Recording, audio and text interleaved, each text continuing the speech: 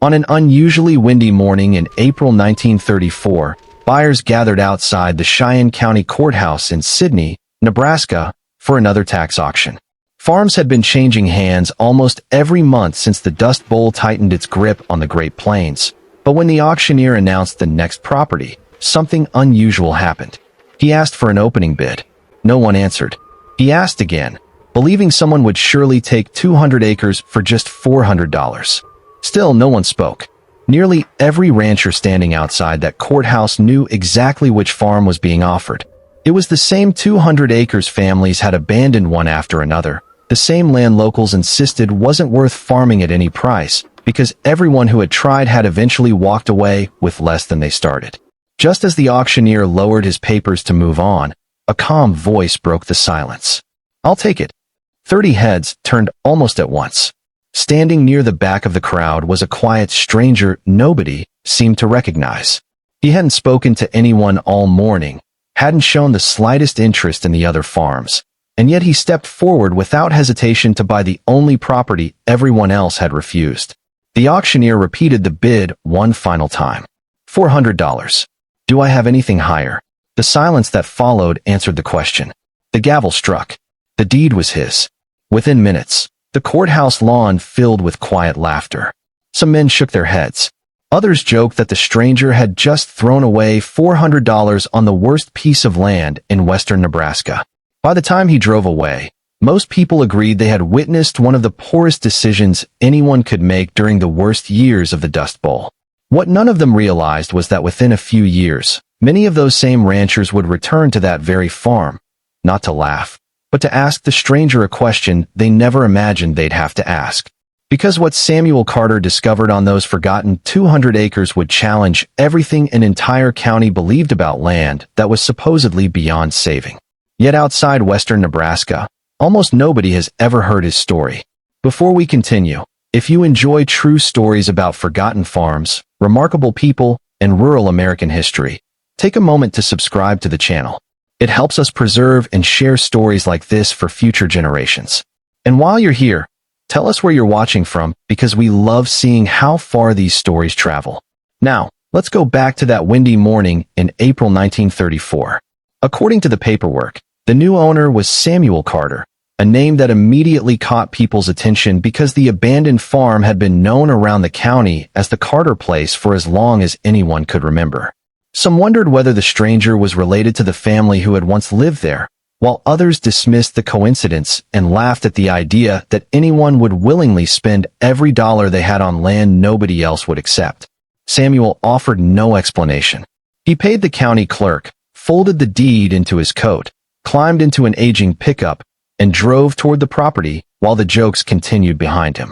Most people expected him to spend the following morning repairing fences, clearing fields, and preparing for the planting season, because that's what any farmer would have done after risking everything on a new piece of land. Instead, every morning Samuel walked those 200 acres carrying nothing more than a notebook, a shovel, and a length of rope. He never planted a single seed. He never repaired a fence. From sunrise until sunset, he simply studied the prairie. Before long, the entire county was asking the same question. What had Samuel Carter seen that everyone else had missed? The people of Cheyenne County expected the stranger to begin farming almost immediately because every day he delayed meant valuable time slipping away. Spring planting had already begun across western Nebraska, and from sunrise until dusk the sound of tractors, wagons, and teams of horses echoed across neighboring farms as families hurried to get seed into the ground before the season turned against them. Whenever anyone looked toward Samuel Carter's property, however, they saw no freshly turned fields, no workers repairing fences, and no sign that a crop would ever be planted. Instead, they saw Samuel walking. Each morning he left the old farmhouse carrying the same three things: a small notebook, a shovel, and a coil of rope. And each evening he returned with little to show for an entire day's work except dusty boots and a few new notes written across worn pages. People who passed the property never saw him rushing from one task to another. They watched him stop for long periods in places that looked no different from the rest of the prairie, before moving on, as though he had found exactly what he had been searching for. Before long, the stories began spreading through the county. A mail carrier mentioned that Samuel had spent nearly an entire afternoon walking back and forth along the same narrow strip of ground before driving 2 wooden stakes into the soil and leaving them there overnight. A ranch hand claimed he had watched Samuel dig several shallow holes across one hillside, carefully examine the dirt from each one, then quietly cover every hole again without planting so much as a single seed. Another neighbor insisted he had seen Samuel stretch a length of rope between wooden stakes, measure the distance several times, write something in his notebook, and pull everything back out before sunset. The more people watched, the less any of it resembled ordinary farming, and the stranger's silence quickly became more interesting than the land itself, because no matter who stopped along the road to ask what he was doing, Samuel answered every question with the same quiet smile before returning to work without offering an explanation that satisfied anyone. That only encouraged the rumors. Some believed he had discovered signs of oil hidden beneath the prairie, while others argued he must have located an underground spring the previous owners had somehow missed. By the end of the second week, people were inventing new theories almost every day, and each version sounded more convincing than the last, because no one could imagine another reason for a man to spend every daylight hour studying land that everyone else considered worthless. The curiosity became so widespread that ranchers who had laughed the loudest during the auction now found themselves taking longer routes home simply to drive past Samuel's property. Children riding horseback across nearby pastures stopped on distant hills to watch him through the afternoon, while travelers passing along the county road slowed their trucks, hoping to catch the stranger doing something that finally explained why he had risked $400 on 200 acres nobody wanted. Samuel never seemed to notice the growing audience because his routine never changed. He walked slowly across the prairie, paused whenever something caught his attention, made another note in the small notebook he carried everywhere, and continued toward another part of the farm without giving anyone the answers they had come looking for. Then, after several weeks of dry weather, a spring storm finally swept across Cheyenne County, soaking the prairie before disappearing almost as quickly as it had arrived. Most farmers welcomed the rain and returned to their own fields the following morning, but one neighboring rancher happened to glance towards Samuel's property and saw him standing ankle-deep in the wet grass before sunrise, following a winding path across the farm that nobody had ever noticed before. Throughout the day, Samuel drove wooden stakes into the ground one after another until they formed a long, uneven line stretching across the prairie, and by the time the sun dropped behind the hills, more than 30 markers stood where there had been none the day before, leaving everyone who had watched him with the same unanswered question they had been asking since the auction. What had Samuel Carter finally found? The line of wooden stakes quickly became one of the most talked-about sights in Cheyenne County. People slowed their trucks whenever they passed Samuel Carter's farm, trying to understand why the markers wandered across the prairie instead of following fence lines or field boundaries. Some counted them from the road. Others returned a few days later only to discover that a handful had been moved while new ones had appeared somewhere else, making the pattern even harder to understand. Nobody could explain what Samuel was measuring. The mystery only deepened when people noticed that he had begun working almost entirely along the path marked by the stakes. Instead of plowing broad fields like every other farmer in the county, he dug narrow trenches that stretched only a few yards before stopping, carried stones from one part of the property to another, and carefully transplanted clumps of native grass into places that looked no different from the surrounding prairie. Anyone watching from a distance could see he was working hard. Yet none of the work resembled anything they had ever seen on a farm. Every new rumor replaced the last. One week people insisted he had discovered oil. The next week, they claimed government surveyors had secretly visited the property before the auction. Others became convinced that Samuel had found an underground spring because no one could imagine another reason for a man to spend so much time working the same narrow strip of land while ignoring the rest of his farm. Samuel never denied the stories. He simply smiled whenever someone asked what he was doing and returned to work before another question could follow. His silence became the only answer anyone ever received, and before long people stopped expecting an explanation because they had become more interested in watching what he would do next. Then the weather turned against everyone. The spring rains disappeared, the prairie baked beneath weeks of relentless sun, and the familiar winds returned carrying dust across fields that had looked healthy only a month earlier.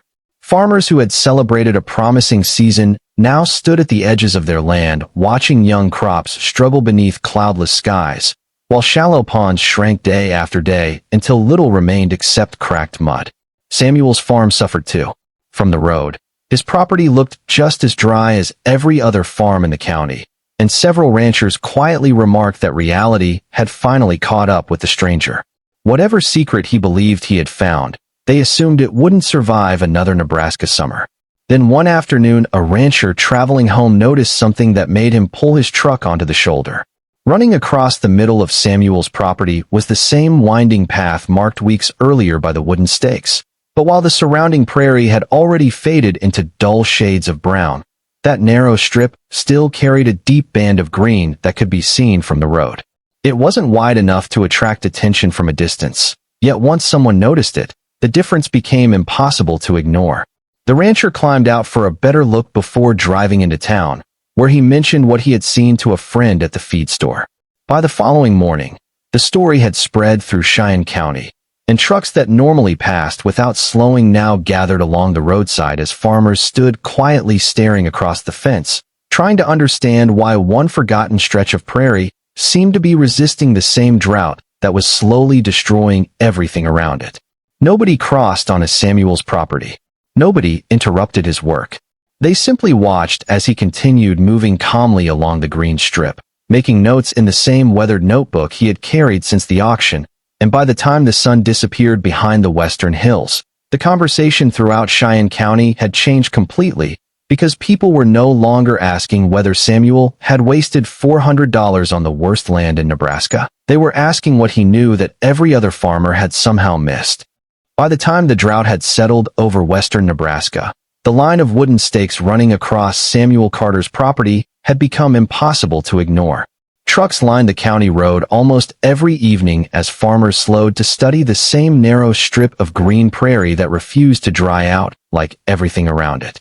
Theories continued spreading through town, but none of them survived very long because no one could produce a single piece of evidence to support what they believed. Eventually, curiosity became stronger than pride. One Saturday morning, several of the very men who had laughed during the auction climbed through Samuel's fence and walked toward the green strip, expecting to find something extraordinary hidden beneath the prairie. They searched for signs of drilling, fresh pipes, new wells, or expensive equipment that might explain what they were seeing, yet every step seemed to deepen the mystery because the property looked almost untouched. Samuel noticed them almost immediately. He tipped his hat in greeting before returning to the work in front of him, showing no sign that their unexpected visit had interrupted anything important. The ranchers spread out across the property without saying much to one another, each convinced he would be the first to uncover whatever secret had transformed the abandoned farm. One man stopped beside a wooden stake and pulled it from the ground. There was nothing beneath it. Another followed one of the shallow trenches for several yards before it curved gently across the prairie instead of continuing in a straight line. A third knelt beside a patch of thick native grass, pulled at the roots with his fingers, and quietly frowned because they reached much deeper into the soil than the grasses growing on his own land. The further they walked, the stranger everything became. Nothing appeared random anymore. The trenches curved together. The stakes followed the same path. Even the healthiest grass seemed to grow along that winding line. Then the oldest rancher in the group stopped walking. He stood silently for several moments, looking from one wooden stake to the next before slowly turning toward the shallow trench beside his boots. Without saying a word, he began following it uphill, his eyes fixed on the ground as though searching for something he had almost forgotten. The others watched him in silence. When he finally spoke, his voice carried none of the confidence it had during the auction. He quietly said that the trench wasn't leading water away. It was following the old creek. Several of the men looked around in confusion until the older rancher pointed toward a shallow depression stretching across the prairie. It was so worn by years of drought that most people would have walked across it without noticing. Yet once their eyes found it, the entire property suddenly looked different because the wooden stakes, the trenches, and the strongest grass all followed the same forgotten channel. Samuel walked over, rested one hand on the nearest stake, and nodded. He explained that the creek hadn't disappeared. People had simply stopped seeing it. Years of plowing, grazing, and drought had hidden its path so completely that each new owner treated it like ordinary ground, forcing rainwater to run wherever the fields happened to be instead of where the prairie had carried it for generations. Samuel hadn't uncovered a buried spring or discovered oil beneath the soil.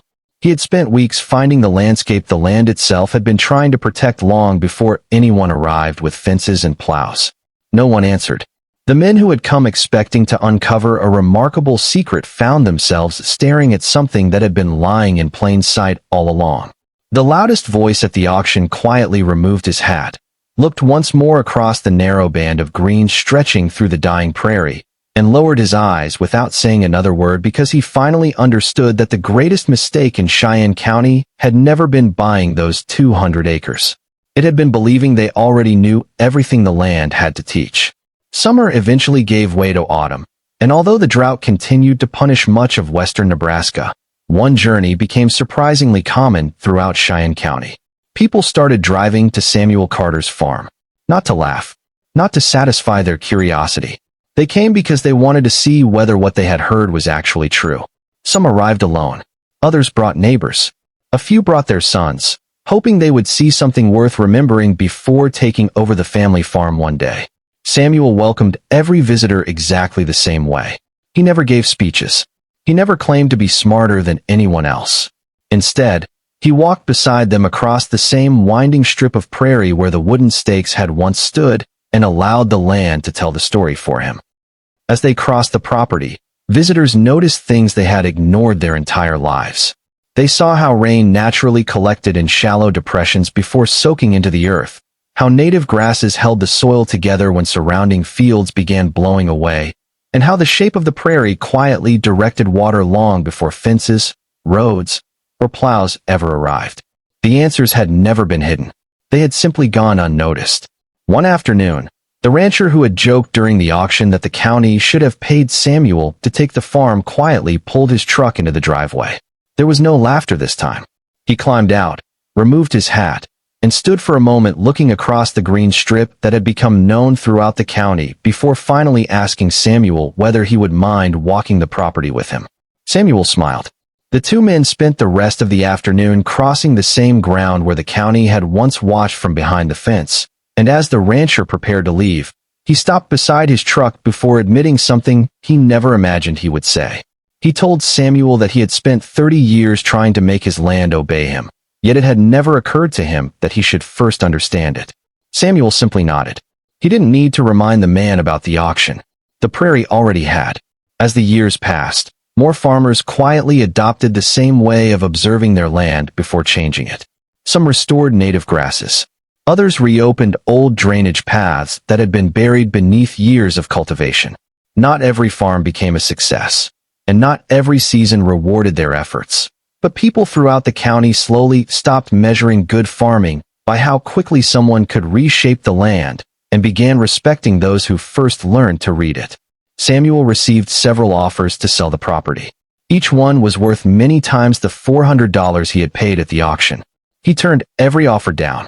The land had never been a bargain to him. It had been a teacher. Years later, newcomers often heard the story of the stranger who had bought the worst 200 acres in Nebraska, while an entire county laughed.